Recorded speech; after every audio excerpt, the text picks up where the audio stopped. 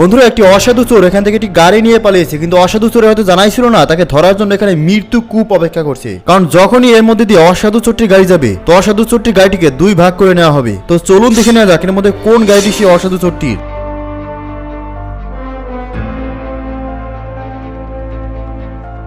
আমার তো মনে হচ্ছে এই গাড়িটি সে অসাধু চোরের, কিন্তু সেটি দেখার আগে মহান আল্লাহ তাআলার এই ছবিটিকে সম্মান করে ভিডিওটিকে লাইক করে চ্যানেলটিকে সাবস্ক্রাইব করে দাও। কারণ তুমি যদি মহান আল্লাহ তাআলার ছবিকে সম্মান করে চ্যানেলটিকে সাবস্ক্রাইব করে দাও তাহলে মহান আল্লাহ তাআলা তোমার প্রতি খুশি হয়ে খুব দ্রুত একটি দারুণ সুসংবাদ নিয়ে হাজির হবেন। তো অবশ্যই এটি ট্রাই করে দেখবে। বন্ধুরা এটাই তো ছিল সেই চোরের গাড়ি।